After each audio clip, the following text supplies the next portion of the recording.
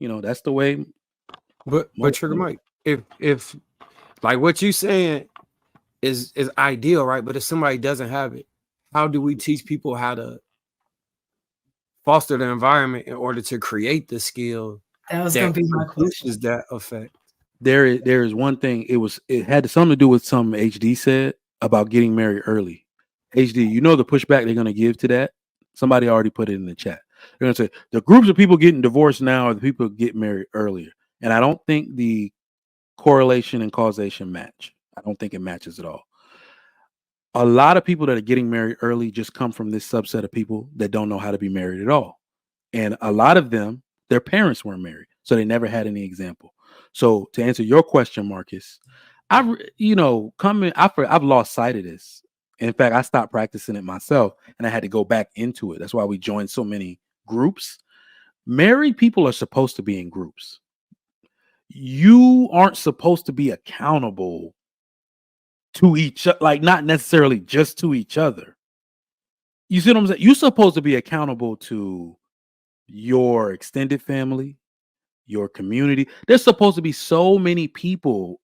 Your marriage is supposed to be like an organizational chart, and you and your wife might not even be at the top of that organizational chart. It's supposed to be so many webs of people that come in and check on you, and a lot of the gripes that we have with each other, Marcus, the woman will go seek toxic advice on how to deal with it because she wants to be validated. Could you imagine like most women going to a OG wife and they being like, "Look at here, little sister. I know you might be fuming, but you handled that all wrong. Do you want to feel right or do you want this problem to go away? Let me tell you what you need to do." That those are the people we need to be linked with.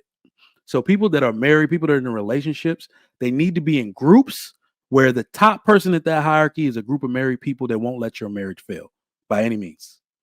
They will always tell you when you're wrong. Yeah, I called you over here so you could cool off, but I was just waiting to tell you you wrong as fuck, nigga. You know what I mean? I got people like that. I be like, damn, man, I knew this thing was about to be on my side. They will hold you accountable to everything you do wrong that is detrimental to your marriage, and they will let you see how to affect your kids, how to affect you later. If you do that, you're giving them some ammo to come back and say they will let you know everything you're not seeing while you're infuriated, while you got the so that's what I think most of these people are missing. If they had the people to stair step them through the process, they'd be a lot better off. I think one of the hardest things now is, how when I say something, I know this really pisses a lot of people off. When I be like, as a man, you're responsible for everything. Everything falls back on you, so it's your fault. The non-acceptance of that one statement creates all the other issues. Fighting that statement is what makes you have any of the other issues, because if you've accepted responsibility that, hey, if I want this to be done this way, I need to figure out the system in order to get it done this way. Then you figure the system out. But if you say, I want it done this way because I'm in charge, you need to do it this way. I don't care how you do it, just figure it out and leave somebody to their own devices. And you come back and it's not done. Most people will get mad at the person for not doing it. In that scenario, I'll be like, God damn, I didn't give you no instructions. We didn't create no plan. I didn't walk through none of the issues with you. All right. What's the first thing that's stopping you from moving forward? Okay. Let's get from here to here. Back to the incremental steps. Let's get from here to here. Once you master this, then we can move forward. And while teaching you the step, also trying to work mentally with you to get some type of process to problem solve. So some of the issues that maybe you would have came to me had we not had the initial conversation, you can get past till we get to the next big thing. And now you're able to not only do, like, I think leaders create leaders. So like, men are leaders, they should create wives that are leading the children in response to your ideology because they adopt that.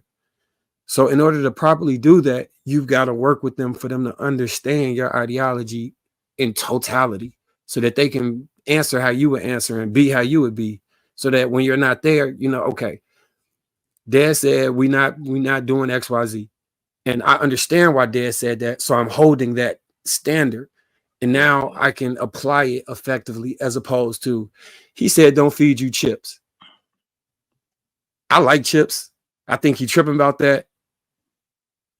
I'm gonna let you get chips when he leaves, because you didn't explain why. It could have been you got some type of genetic disposition that the soybean and the chips causes people to break out in hives. But if you don't communicate that to the person, they'll just be like, you tripping.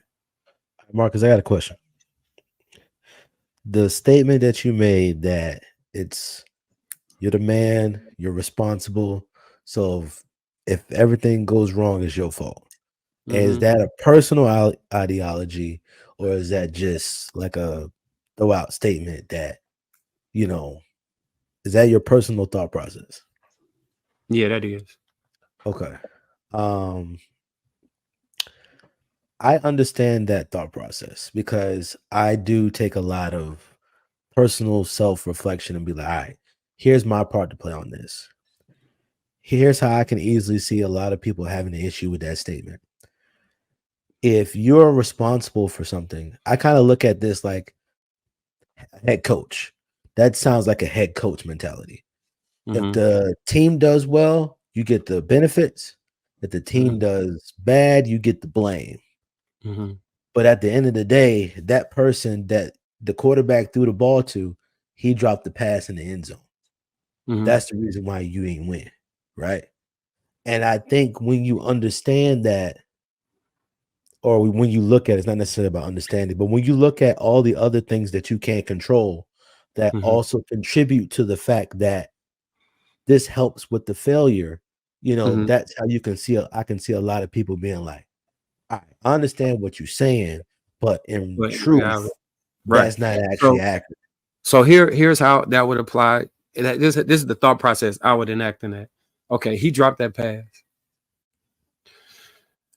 We gonna throw so many passes. That's that exact same pass that you catching them in your sleep. Like you literally waking up, oh, I thought I missed the ball. You know what I'm saying? Now you weren't trained adequately enough for that. You went out, you tried, you didn't complete the task. If I'm accepting full responsibility for that, I'm accepting the responsibility to make sure your training is adequate to get you to the next stage. If I say you should have caught that and I'm mad at the player, one, I don't know if you ever heard people say the coach is in my head. You ever heard that statement? Like when it comes to athletes, it'd be like some players that was good, but they never produced. And a lot of them would be like, the coach was in my head. When they feel like that, or the coach won't let me play my game, they're like, their mind is fighting against doing the thing that would produce the best result. Because now self-doubt, self-consciousness, and what's it called? Self-doubt, self-consciousness, and just fear, anxiety starts to creep in. And the looseness you need, like people perform excellent when they have confidence. A person that's scared to fail is not the same as a person that expects to win. If that makes sense. If you have somebody on your team that's scared to fail, they'll more than likely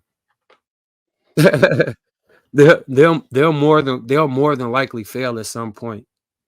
It's almost like you manifesting it. Your biggest fear is what's going to happen. Just like if you expect to win, they'll more than likely win at some point. And I get the head coach thing.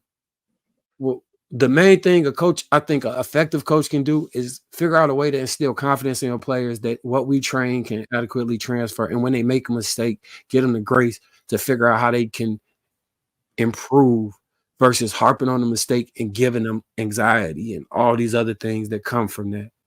Because people are going to make mistakes. Nobody's going to be perfect. If you catch 95% of the passes, we're doing pretty good. And if you're catching 45% of the passes, let's get to 46.